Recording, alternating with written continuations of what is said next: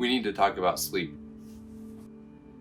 Now, sleep is much more important than you think. And I'm not just giving it lip service. This could be life or death. Put it another way, people who consistently get just 6 hours of sleep a night are as judgment deprived as people who are legally drunk.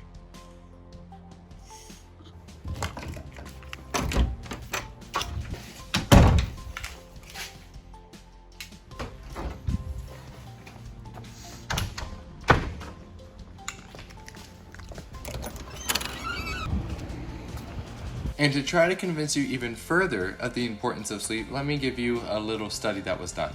They had a group of people study a list of terms and associations with images, and then they split the group in half and had one half of the group sleep and the other half of the group not sleep. And the group that slept performed 50% better on a comprehension test than the group that didn't, and here's why.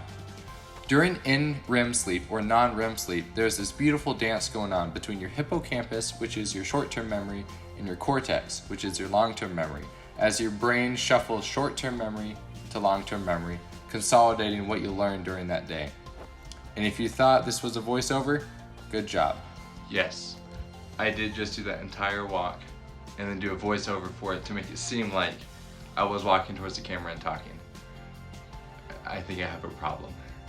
Tip number 1, set up an evening routine, right? We talk a lot about morning routines, but we don't necessarily talk about evening routines.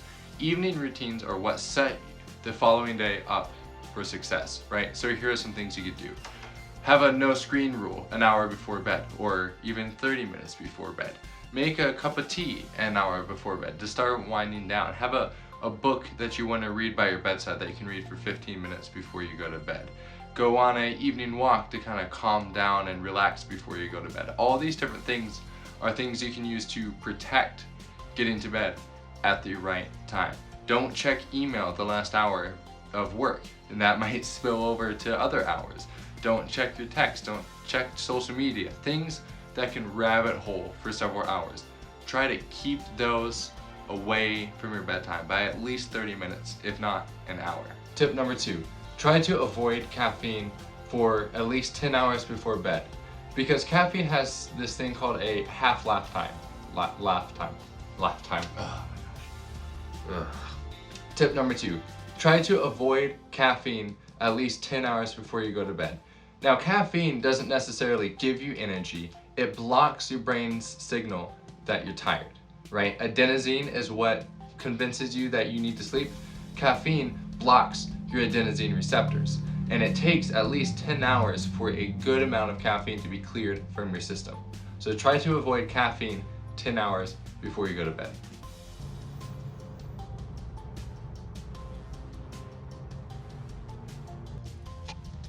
Tip number 3 is that you just have to accept the fact that you need sleep and you can't function without it. Scientific study after study after study proves that the amount of sleep you get is directly proportional to your performance in life, whether it's learning, whether it's interacting with others, whether it's athletic ability, any part of life is directly affected by sleep. So, you are being a responsible employee when you make sure you're getting adequate sleep.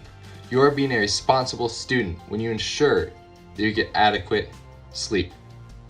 Alright guys, there is the video about sleep. I hope that you enjoyed it. I can't speak today. I hope you enjoyed it, and I hope it is helpful to you and brings you value and helps you crush this upcoming semester. This video was a little hard for me to make as I moved out and I am in a new place now, a pretty small place, as I'm getting ready to attend grad school. So I'm figuring out the space and how to make videos here, but I hope you enjoyed it.